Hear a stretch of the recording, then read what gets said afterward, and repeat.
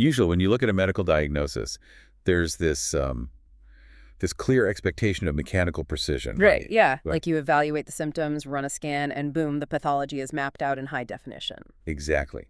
But when you step into the microscopic fluid-filled labyrinth of the human ear, suddenly all that diagnostic certainty just gets a lot murkier. Oh, absolutely. I mean, we're dealing with a biological landscape that is incredibly complex. It's completely hidden inside the temporal bone, and historically, it was just incredibly difficult to describe. Which I guess is exactly why the medical terminology around human hearing had to evolve into this, like, highly specific, almost compartmentalized language. Yeah, medicine needed a vocabulary that was precise enough to actually isolate where in this massive chain of auditory physics the breakdown was happening. And navigating that vocabulary is our mission for you on today's deep dive. We're looking at 3 foundational pillars of otolaryngology. So that's oto, audio, and acusis. But, rather than just treating these as some dry list of medical prefixes, because no one wants that, we have to look at them as linguistic fossils. Right. They trace the evolution of how humans finally figured out how we perceive sound.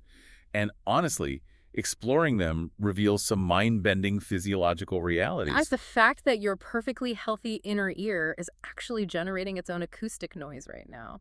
Which is still so crazy to me. But before we get to the ear making its own noise, we should probably establish the boundaries of the terminology, right? Yeah, it's best to start with the basics.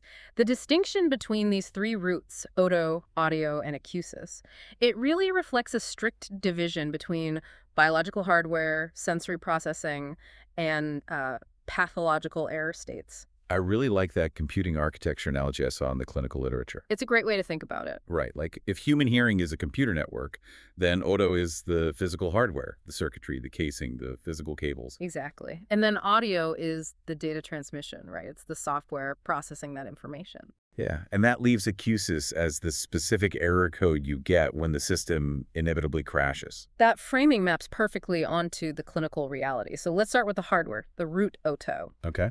If you trace it back to the ancient Greek word otos or otos, it represents the entire anatomical structure. Which is old, right? Like Hippocratic corpus old. Oh, yeah. 5th century BCE old.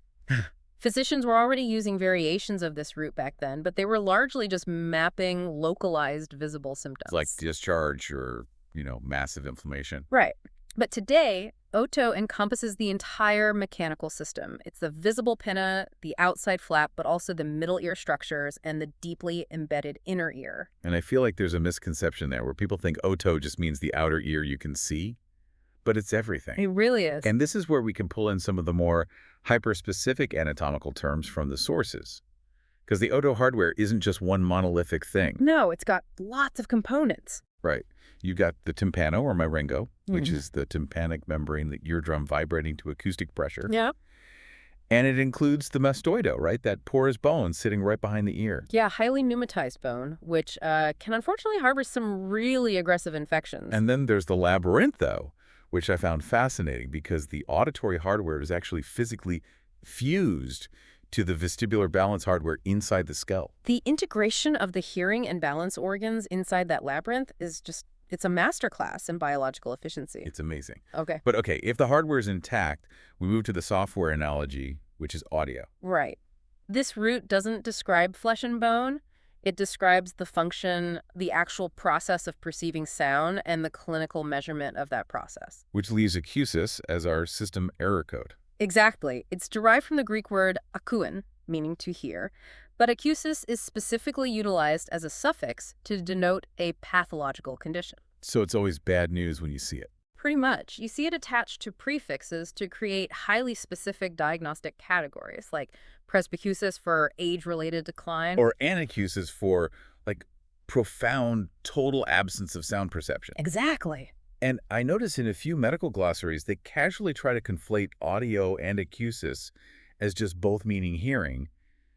But they're fundamentally different states, aren't they? Oh, conflating them fundamentally misunderstands the clinical application. Because audio is functionally neutral, Yeah. right? It's just data processing. Right. Whereas acusis inherently implies a pathological deviation. It would be totally redundant to say audioacusis. Right. That doesn't even make sense. No.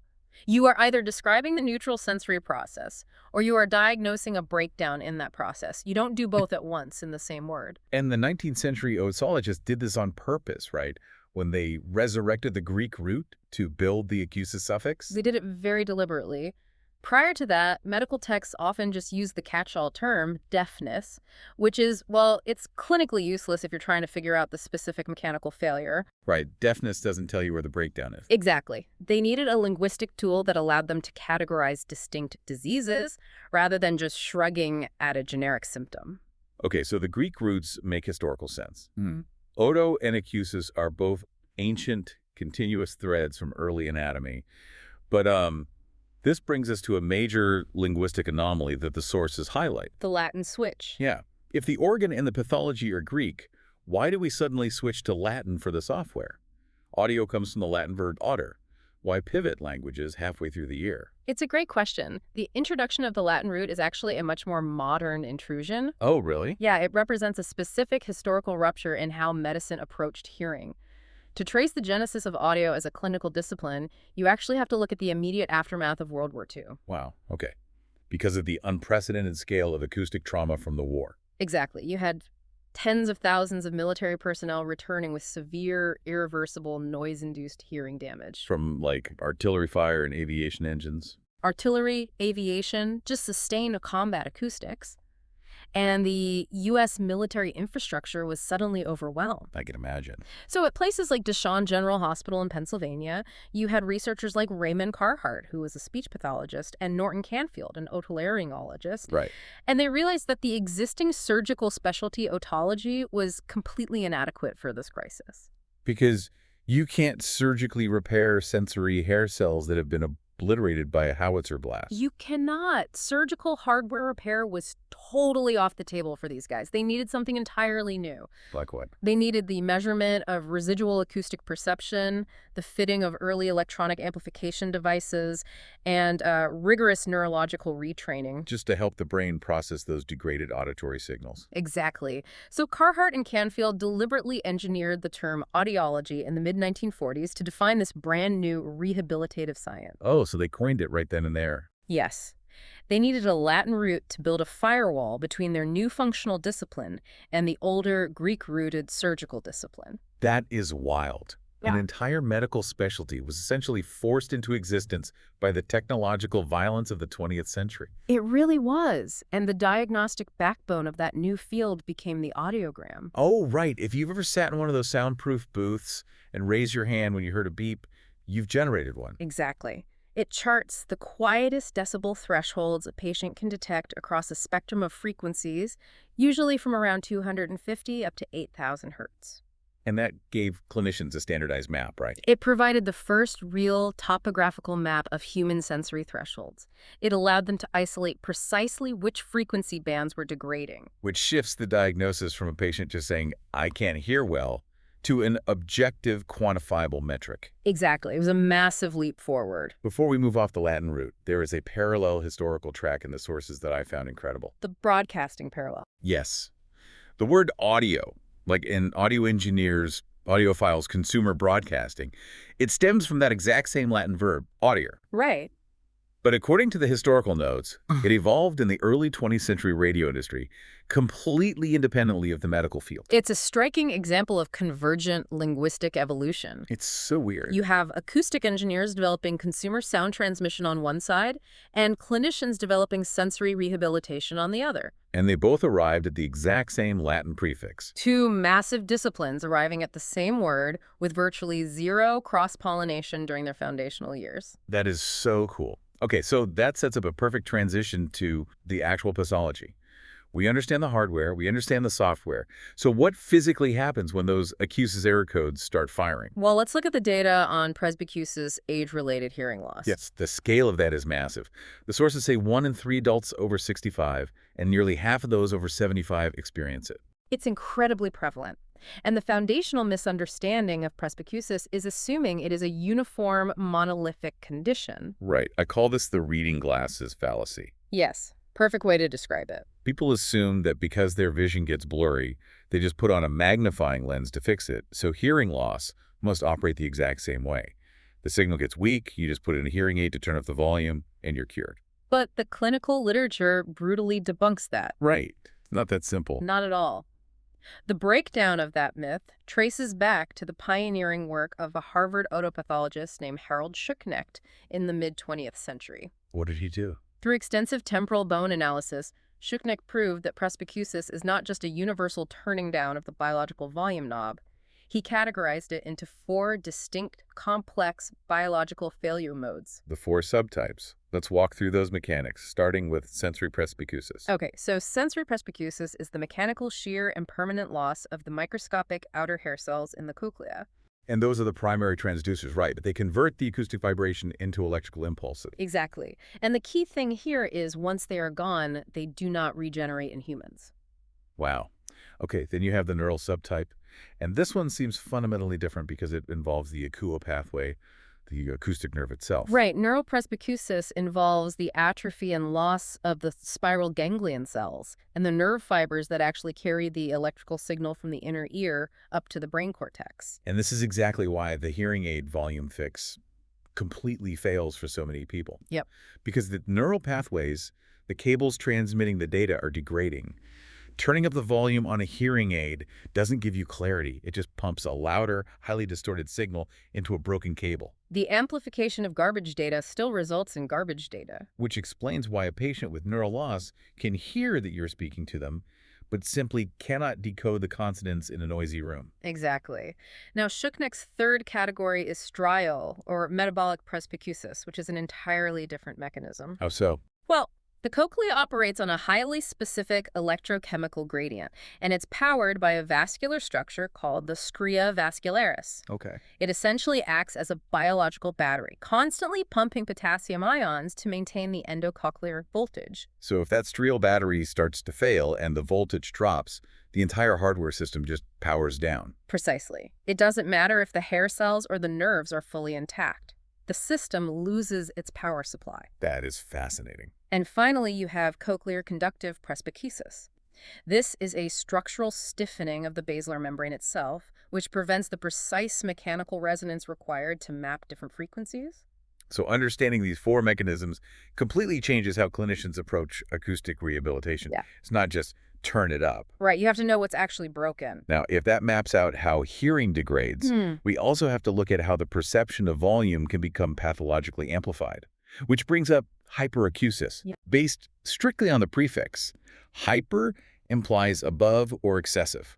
It sounds like a superpower, like you possess superhuman hearing thresholds. It's a very logical linguistic assumption, but clinically it is a devastating disorder. It's not a superpower at all. No. Hyperacusis is an extreme reduction in normal sound tolerance. The patient doesn't possess a lower hearing threshold.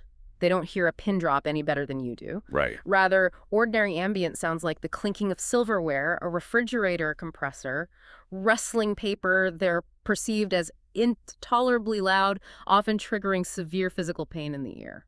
But the clinical literature makes a very aggressive point about distinguishing hyperacusis from another condition, misophonia. Yes, very important distinction. Because if I absolutely despise the sound of someone chewing gum or clicking a pen, that isn't hyperacusis. Right. Misdiagnosing one for the other was actually a significant clinical blind spot for decades. In the 1990s, the neuroscientist Paul Jastroboff and his colleague Margaret Jastroboff developed tinnitus retraining therapy. And their models helped firmly separate the two. Hyperacusis is a physiological alteration in the auditory system's central game. It is a volume and intensity problem. Right. Misophonia, however, is a limbic system response. It's an emotional mapping problem. Yes, exactly. In misophonia, a highly specific pattern of sound, often repetitive, quiet noises like chewing or breathing, triggers an immediate involuntary autonomic nervous system response. Like anger, disgust, fight or flight panic. Yes. And crucially, the reaction in misophonia is completely independent of the sound's volume. A person chewing quietly across the room triggers the same limbic rage as someone chewing loudly next to you. Which means if a clinician treats misophonia with the acoustic desensitization protocols used for hyperacusis, they're essentially ignoring the neurological root of the problem. Totally. They're treating a limbic emotional trigger as a hardware volume issue. And that kind of mistreatment can actually actively worsen the patient's psychological distress. This just highlights how counterintuitive auditory pathology can be. Yeah. And speaking of counterintuitive, we have to talk about the paracusis of Willis. Oh, this is a fun one. I read this section of the source material 3 times because it literally sounds like a psychological illusion. Named after Thomas Willis, the brilliant 17th century English physician who first documented it. The phenomenon is this. A patient with clinical hearing loss walks into a highly chaotic, deafeningly loud environment like a crowded bar or a factory floor. Right. And suddenly, their ability to understand a conversation actively improves compared to sitting in a dead silent room. That defies every rule of acoustics. How does background noise improve speech recognition? It seems completely paradoxical, but it's deeply rooted in mechanical physics and human behavior. Okay, break it down. So, paracusis of Willis is typically observed in patients with a specific conductive loss, most commonly otosclerosis. Which is what? It's a condition where the tiny stapes bone in the middle ear pathologically calcifies and becomes rigidly fixed in place. So the physical hardware is jammed. It can't vibrate to pass the acoustic wave into the inner ear. Correct. Now, introduce a loud ambient environment. What is the automatic subconscious reaction of a normal hearing person when background noise increases? The Lombard effect. They reflexively raise the volume of their own voice to overcome the noise. They start shouting. Exactly. Now, for the patient with otosclerosis, that loud, low-frequency ambient background noise is severely attenuated. It's blocked by their jammed middle ear bones. So the background noise doesn't even bother them. It doesn't. But the normal hearing person sitting across the table is now projecting their voice at maximum volume due to the Lombard effect. Oh, wow.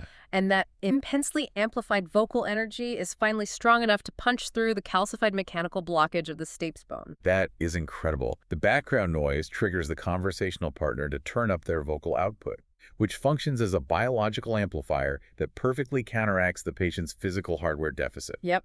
It's entirely mechanical, the beautiful intersection of acoustics and behavioral reflex. But if we're discussing unexpected auditory mechanics, we really must address the most profound physiological discovery in modern otology. The ear acting as a speaker. Yes.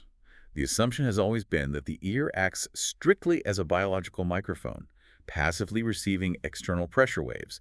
Sound comes in, the ear processes it.